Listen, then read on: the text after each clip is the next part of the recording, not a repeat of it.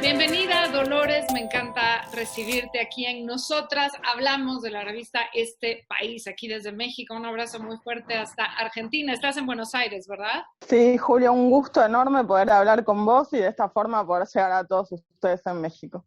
Pero bueno, vamos a platicar de tu libro Come Tierra, publicado por Sigilo y distribuido en México por Océano, que es una novela bien inquietante, bien interesante y que tiene muchos hilos de donde jalar, digamos, para poder conversar. Pero antes de entrar directamente a la novela, quisiera poner un poco el contexto. Y me parece a mí que veo pues una especie de segunda ola de letras latinoamericanas muy poderosa, que tiene alguna similitud con el boom latinoamericano. La similitud que le veo es un cierto interés por lo sobrenatural inserto en lo cotidiano, lo sobrenatural que no resulta sobrenatural, sino es absolutamente diario en nuestro acontecer y que, bueno, se le llamó bien o mal realismo mágico, pero sobre todo le encuentro diferencias, Dolores. Una de ellas, y quizá la primera y más notoria, es una aplastante, avasallante presencia de mujeres que están haciendo un ruido muy importante, no solo en Hispanoamérica, sino también en otros países. Voy a soltar algunos nombres que seguramente conoces tú igual que yo: Mariana Enríquez, Karina Sáenz, Fernanda Melchor, María Fernanda Ampuero, Liliana Colanzi, tú misma, por supuesto, Socorro Venegas en México. En fin, hay una enorme diversidad. Hermosa constelación de mujeres escritoras. Acabas de Exacto. largar. Una hermosura. Ese es uno. Un segundo punto que le encuentro de diferencia con el boom es que hay un gran interés por la violencia, mucha de ella desatada en el hogar. Y un tercer punto es el cuento como un género importante, como un género de peso propio, cosa que no ocurrió con el boom. ¿Qué opinas sobre esto para ponernos en contexto de tu escritura en el momento actual y luego ya entramos directo a la novela? Bueno, primero es un honor que me pongan en esta hermosa constelación de escritoras con una obra tan variada, que hacen de la lengua un espacio de experimentación artística, ¿no? Una búsqueda permanente. Ninguna de las escritoras que nombraste tiene una fórmula, ¿no? Para que les sirva para el libro siguiente. Todas indagan, todas buscan, todas buscan nuevas voces, nuevos tonos para sus trabajos escritos, y eso me parece que es sumamente enriquecedor, ¿no? Y que por ahí ese es el secreto, la calidad estética de sus trabajos. Esto por un lado. Y después sí, el tema de las violencias me parece que es central en todos nuestros países latinoamericanos, y que viene la violencia, que es algo que no es nuevo para nada, pero viene desde la óptica particular de quienes escriben, ¿no? Ahora estamos escribiendo las mujeres, y creo que nosotras sufrimos y padecemos las violencias desde una perspectiva muy particular, ¿no? Entonces eso a la hora de narrar y construir personajes me parece que es central también. Es un espacio en el que nos movemos con mucha naturaleza, ¿no? Está muy, muy pegada a nuestras infancias y a nuestro crecimiento en los países latinoamericanos, ¿no? La comadrona, la curandera, la bruja cotidiana, la que nos cura el empacho, la buscadora, ¿no? La buscadora de gente que desaparece. Son personajes que, más allá del tono local de cada una de nuestras ciudades, me parece que van hacia un universal. De acuerdo. Y qué bien que mencionas La Buscadora para empezar a acercarnos ya a tu novela. Quería un poco tu perspectiva sobre esta oleada, no sé si el término sea el que más me gusta, pero en fin, esta oleada muy poderosa que estamos viviendo en estos años de mujeres escritoras latinoamericanas hacia el mundo. Y llegando a tu novela Come Tierra, que es tu primera novela, y es sorprendente porque se nota ya un trabajo muy depurado, muy decantado, de mucho tiempo de estar escribiendo. ¿Cuántos años? Sé que es muy difícil porque uno no dice, hoy voy a empezar una novela, sino que se van dando las cosas, pero más o menos, ¿cuánto tiempo de escritura te tomó Come Tierra? Bueno, Come Tierra me tomó 5 años y medio, porque fue una aparición tan poderosa en mi vida que dejé de escribir, bueno, todos los otros cuentos y textos que estaba trabajando y me concentré, bueno, justamente en este personaje tan potente y en su historia y en qué sentía, qué le pasaba, cómo sentía el cuerpo, cómo sentía, bueno, la tierra, por supuesto, y qué le pasaba, bueno, con estar en contacto permanente con eso que incomoda, ¿no? Que siempre queremos dejar de lado y olvidarnos, ¿no? Que son nuestros muertos y nuestros desaparecidos, sobre todo. Que además Argentina y México, un punto más que nos hermana entre muchos otros, es que tenemos una muy larga historia de desaparecidos y de muertos que no debía de haber muerto, no muertos naturales, sino violentados. Y el personaje, el protagonista de la novela de Come Tierra es una muchacha, es una chica, que a partir de comer tierra de la casa o del lugar donde alguien vivió, puede, digamos, tener revelaciones sobre su historia. Y entonces no estoy dando ningún, como decimos en México, un spoiler así para que ya digan, ya no la quiero leer. Al contrario, ojalá que esta conversación convenza a muchos y muchas de leer Come Tierra. Pero te quiero preguntar, ¿cómo surgió esta bisagra, digamos, de una realidad brutal donde desaparecen miles y miles de mujeres en el mundo todos los días y más en nuestra América Latina, a la bisagra de lo fantástico? ¿Cómo se dio esta, digamos, esta estructura escalada de una y otra arista? Simplemente, bueno, percibir, simplemente ver, darle el espacio a lo onírico o a las visiones, ¿no? A mí me pasó que estaba en un taller de escritura haciendo un ejercicio y estaba leyendo a un compañero y yo estaba muy concentrada escuchándolo y de repente por ese texto que era sumamente poético y terminaba en tierra de cementerio, bueno, a mí se me apareció una nena en mi imaginación, en mi cabeza, como lo quieras llamar, sentada sobre la tierra de un cementerio comiendo tierra. Y fue algo tan potente y tan poderoso en cuanto a la capacidad narrativa de esa imagen, que bueno, como te contaba antes, suspendí todos los otros textos y me puse a trabajar en esa imagen nada más. Y después fue tirar un poco de la ficción, ¿no? Y pensar, bueno, está comiendo tierra de un cementerio. Es tierra muy particular porque está en contacto con otros cuerpos. ¿Qué es lo que puede pasar? Y quizás algo distinto a lo que nos han enseñado en las escuelas y en las iglesias, esto de que, bueno, hay una separación después de la muerte y el cuerpo se va a la tierra y el alma o el espíritu se iría al cielo. Yo pensé que quizás algo además de la carne y los huesos, algo del espíritu o del alma o de la historia o de la experiencia vital de esa persona podría también irse a tierra como una suerte de depósito, memoria colectiva de nuestros pueblos en particular, ¿no? Que siempre están atravesadas las grandes tragedias por matanzas y desapariciones. Bueno, y lo que hace Come Tierra es incorporar esa tierra y poder leerla, poder ver, poder transmitir eso que ella está viendo a los otros, ¿no? A esos otros que la vienen a buscar porque justamente están desesperados en la búsqueda de un ser querido que ya no está. Esa sola imagen de la chica, de la niña, primero niña y luego crece un poco, sentada en el panteón comiendo la tierra, es desolador, es de una potencia que ahí me atrapó la novela. Desde ahí dije, ¿qué es esto? Tengo que leer esto, no puede ser. Yo creo que esa imagen también viene a relato, es el resultado de, bueno, de esto, de haber crecido en países en los que las desapariciones de mujeres son tan habituales, cotidianas, y desafortunadamente nos van acostumbrando a eso, acostumbrando a que eso tan terrible es parte de nuestra realidad, ¿no? Pienso en Maricela Escobedo buscando a su hija, los restos de Rubí en un pedacito de hueso en la tierra, en los basurales. Pienso en las madres de Plaza de Mayo en la misma situación, buscando a sus hijos e hijas en los cimientos de los terrenos en donde van a construir, ¿no? Abajo de las autopistas, o sea, un resto mínimo que pueda decir, bueno, esta historia se cerró, mi hija efectivamente fue asesinada, murió, acá es el último resto mortal. Algo que es culturalmente absolutamente necesario y se nos viene negando sistemáticamente, ¿no?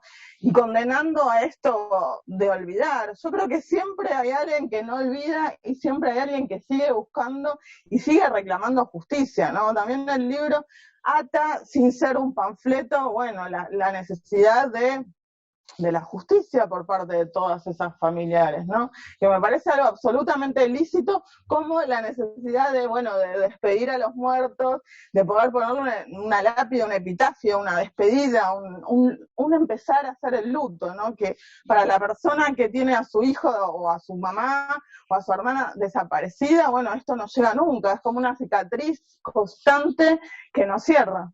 Tienes este contexto social que compartimos muchos países, pero no es una crónica periodística, no es un recuento de un testimonio, es una novela.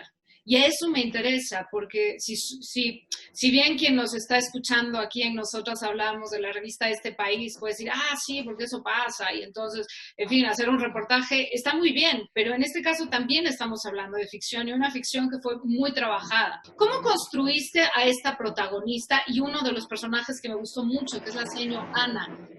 ¿Cómo construiste las voces? ¿A partir de qué las construiste literariamente hablando? Bueno, me parece que eso fue mi preocupación central. Yo te diría que las construí desde la escritura, o sea, absolutamente desde la praxis de escribir, intentando que jamás se fisurase esa voz con esto, ¿no? Lo manifiesto, lo panfletario, las militancias, las noticias, los otros discursos como los de la TV, el periodismo y demás, sino absolutamente concentrada en, bueno, esta es su situación, este es su don y es también una suerte de maldición, porque Sí. Es un don pesadísimo para una chica adolescente tener que estar ligada todo el tiempo al mundo de los muertos y con una suerte de responsabilidad social, ¿no? De tener que responder y resolver con los mínimos recursos que ella tiene, bueno, algo que los estados y los que deberían estar resolviendo, como los investigadores, las policías y demás, no lo hacen, se desentienden muy rápidamente de las mujeres desaparecidas. Creo que tiene muchísimo que ver que yo estoy en contacto permanente con niños y adolescentes porque soy docente, porque tengo mis 7 hijos que están por acá ahora en este momento, y que siempre tuve muy en claro, bueno, cómo hablan y cómo se relacionan los pibes, sobre todo esos que han sufrido mucho, que han perdido familiares, que han perdido a su mamá, que están como enojados con la vida por todos los episodios tan duros que han tenido que atravesar con tan poquitos años, ¿no? Entonces yo los miro, los observo, veo cómo se relacionan entre ellos, siempre hablando con la palabra justa, ¿no? Absolutamente lo menos posible y contundente, con una fuerza impresionante, ¿no? Que viene desde esto, de la tristeza, el dolor, la pérdida. Bueno, mucho de eso, de ese trabajo con la lengua que tiene algo parecido, familiar a la poesía, ¿no? Esto de despojar a la palabra a un nivel que adquiera fuerza, ¿no? Termina siendo como una suerte de puñal por esto, por el efecto incluso doloroso por momentos que puede llegar a generar, bueno, ese tipo de lenguaje. El cómo narrar la historia que yo quería contar para mí fue tan central como la historia misma, y ese trabajo está hecho sobre la lengua de los personajes operando de esta forma. Abrí los ojos, todavía ese dolor me lastimaba. Era como el de los perros atropellados al costado de la ruta.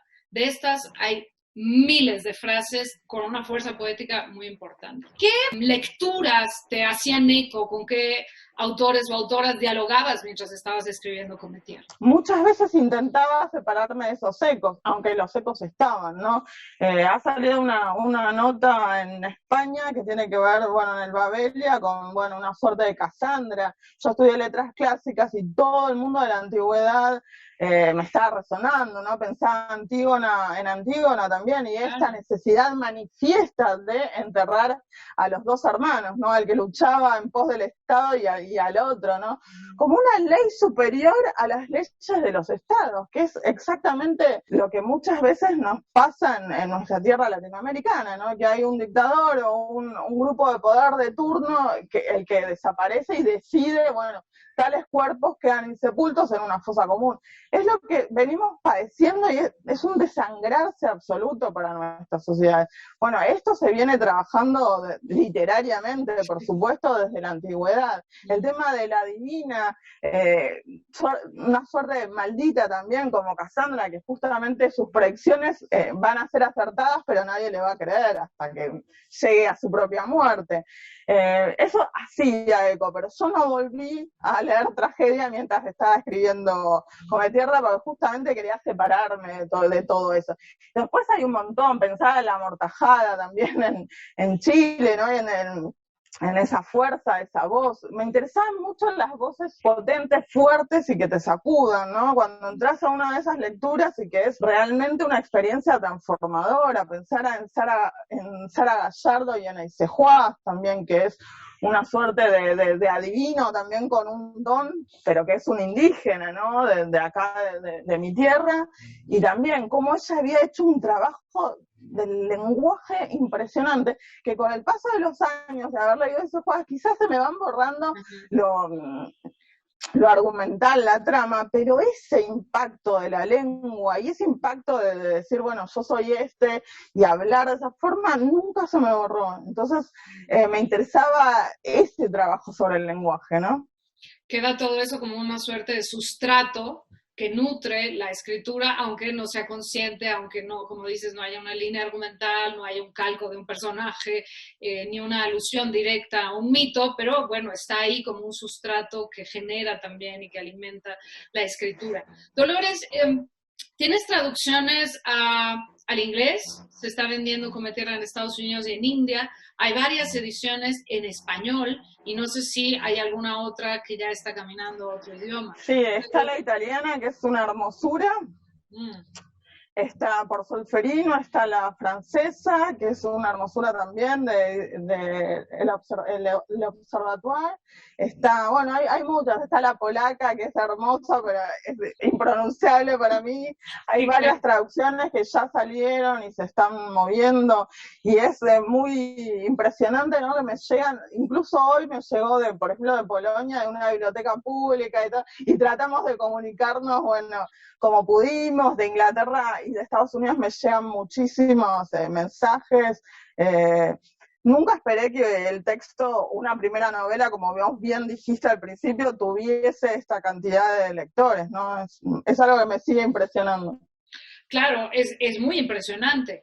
Porque no pasa con escritores muy, muy consagrados y en una primera novela de pronto ocurre esto. ¿A qué, dejemos de lado la calidad literaria, que sin duda es un factor, pero a qué elementos crees que pueda deberse este impacto que ha tenido Come Tierra en distintos mercados? ¿Qué botones rojos está tocando que está generando esta expectativa y este deseo? Bueno, yo creo que en todas estas sociedades, no solo la latinoamericana, ¿no? Que es la que a nosotros nos hace más carne porque es algo absolutamente cotidiano, pero bueno, en todas estas sociedades hay una valoración muy particular en este momento de todas las violencias que sufrimos las mujeres. Los femicidios son un fenómeno mundial, en cada sociedad se articulan y se llevan a cabo de acuerdo a justamente las características de esa comunidad, pero no hay ninguna que quede exenta.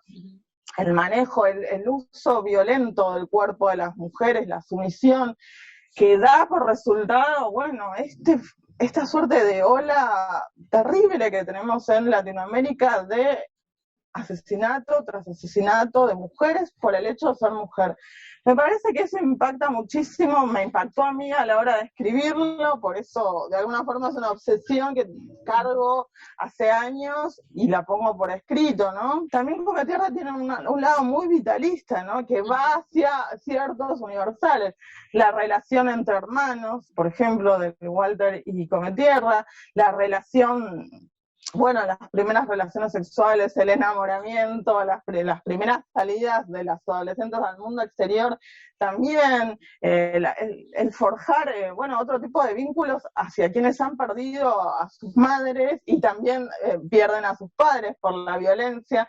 Eso también, creo que va hacia ciertos universales que hacen que, bueno, un lector tan distinto como, no sé, pienso un holandés o un se está traduciendo al sueco, se está traduciendo para Noruega, para Grecia, bueno, que a esos lectores que viven en sociedades tan distintas y a las que muchas veces les tengo que explicar muchísimas cosas, porque bueno, no tienen ni idea de cómo puede ser que una casa sea de chapa y se pudran sus paredes por las plantas, algo que acá es absolutamente común. Bueno, ellos también puedan emocionarse y conmoverse con la lectura de Cometierra. Muy brevemente, Dolores Reyes, ¿en qué estás trabajando? ¿Qué nos puedes contar de qué sigue? Bueno, estoy trabajando al principio más relajadamente, ahora más con más rigurosidad en la continuación de Cometierra, porque yo sabía que justamente el caso que es central, el de la señora Ana, no se iba a resolver tan fácilmente en una primera etapa y con un asesino marcado y que podamos identificarlo tan fácilmente, y que necesitaba yo mayor escritura, y esto me lo traje como para la segunda parte y otras cuestiones más que hay ahí sin cerrar de la primera, y estoy trabajando en Cometierra 2, y también esto que vos mencionabas antes, ¿no? El tema de los cuentos, un lugar, una forma que a mí me maravilla, que me parece que muchas veces está menospreciada, y que me parece que ahora, en este momento en particular, el cuento escrito por mujeres sacude, conmociona, y me parece que le estamos dando una sangre y una vitalidad que es muy buena para ese género. Pues enhorabuena por todo el éxito que ha tenido Cometierra, Dolores Reyes. Muchas gracias por esta conversación, y bueno, pues espero que no sea la última vez que conversamos y la última vez que estamos en contacto. Muchas gracias. Espero que nos podamos ver en persona la próxima, ya sea en Buenos Aires o en México, que tengo tantas ganas de ir. Te mando un abrazo enorme. Un abrazo muy fuerte para ti, Dolores. Esto fue Nosotras Hablamos aquí en Revista Este País.